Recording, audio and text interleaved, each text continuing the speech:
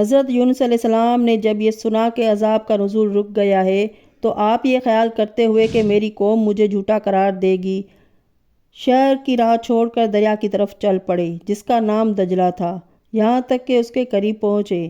وہاں پہنچ کر دیکھا کہ کچھ لوگ ایک کشتی میں سوار ہو رہے ہیں۔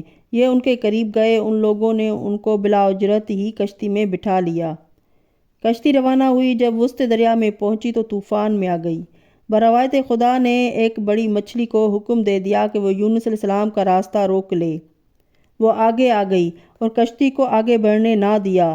الغرض جب کشتی خطرے سے دوچار ہو گئی اور سب کو اس کے ڈوب جانے کا خطرہ ہوا تو ملاحوں نے کہا کہ ضرور اس میں کوئی ایسا شخص ہے یا ایسا غلام ہے جو اپنے مالک سے بھاگ کر آیا ہے، اس لیے کشتی آگے نہیں بڑھتی اور خطرے میں آ گئی ہے۔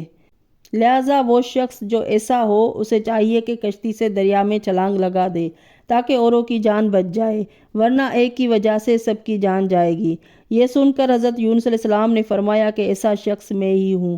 ان لوگوں نے ان کی حیثیت اور چہرے کی نورانیت وغیرہ کو دیکھ کر کہا کہ ایسا تو نہیں معلوم ہوتا اور ہمیں اس کا یقین نہیں آتا۔ بالآخر قرعہ اندازی کا فیصلہ ہوا۔ ایک بار قرعہ حضرت یونس علیہ السلام کے نام پر نکلا۔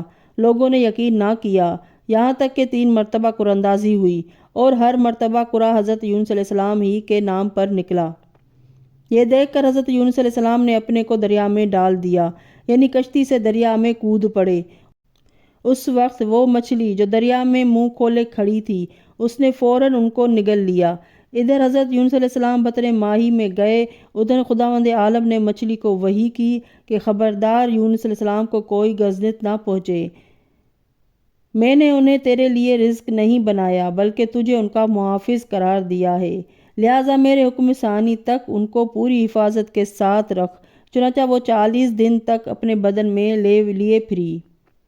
حضرت علی علیہ السلام ایک یہودی عالم کے جواب میں ارشاد فرماتے ہیں کہ وہ مچھلی دریائے کلزم میں گئی، وہاں سے دریائے مصر میں پہنچی، پھر دریائے طبرستان میں گئی، یہاں تک کہ اس مقام پر پہنچی جہاں قارون موجود تھا۔ ایک روایت میں ہے کہ بڑے بڑے دریاؤں میں چکر لگا رہی تھی۔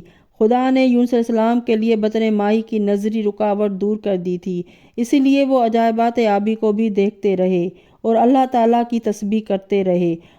انہوں نے اپنے کانوں سے دواب البحر، دریا کے جانوروں کی تسبیح بھی سنی، غرض کہ وہ بطن ماہی میں لا الہ الا انت سبحانک انی کنت من الظالمین کی تسبیح پڑھتے رہے، یہاں تک کہ خداوند عالم نے مچھلی کو حکم دیا اور اس نے ان کو خشکی پر آ کر اگل دیا۔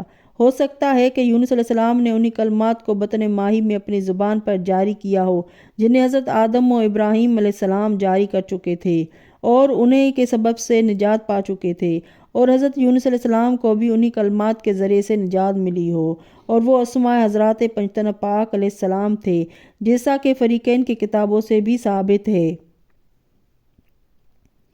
حکم خدا سے مچھلی نے خشکی پر آ کر حضرت یونس علیہ السلام کو اگل دیا۔